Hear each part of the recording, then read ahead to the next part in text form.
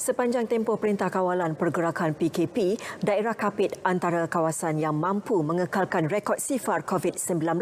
Kapit dengan populasi 135,000 penduduk dikategorikan sebagai zon hijau.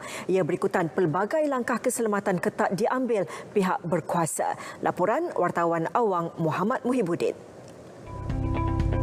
Laluan masuk ke Kapit adalah dengan menggunakan jalan darat dan juga jalan sungai iaitu menggunakan bot ekspres daripada Sibu ke Song, Kapit dan juga Belaga.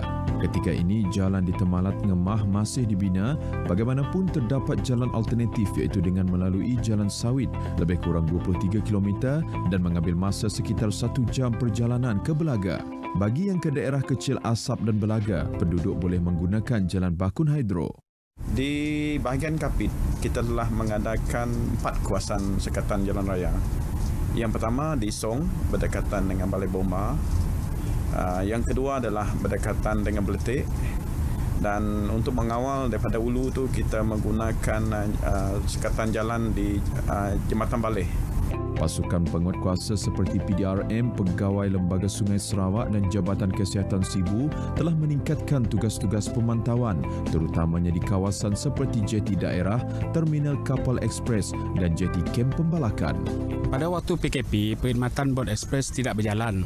Okey, jadi kebetulan perkhidmatan bot ekspres baru disambunglah selepas PKP dalam lingkungan 2 minggu.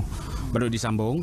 Dengan adanya kawalan keselamatan yang ketat di pintu-pintu masuk ke kawasan Kapit, ia dapat mengurangkan pergerakan masuk orang luar. Mereka hanya dibenarkan membawa bekalan makanan. Walaupun pada waktu itu ada sedikit kelonggaran, pergerakan orang awam boleh bergerak dengan permit daripada polis. Namun demikian, di bahagian Kapit tidak dibenarkan sama sekali walaupun mereka ada surat permit daripada polis, tidak dibenarkan.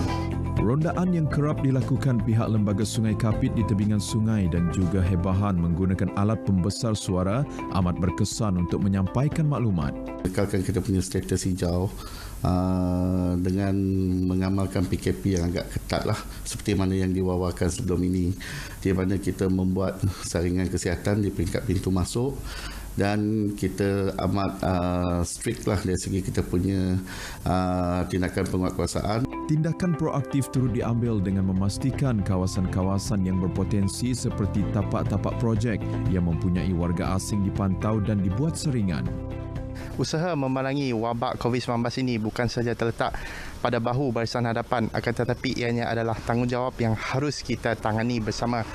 Apabila kita semua mematuhi dan saling menjaga kebersihan diri pada tahap yang lebih optimum, ianya sekaligus memastikan keadaan lebih terkawal dan memutuskan rangkaian penularan wabak COVID-19 ini. Awang Muhammad Muhibudin, Berita RTM.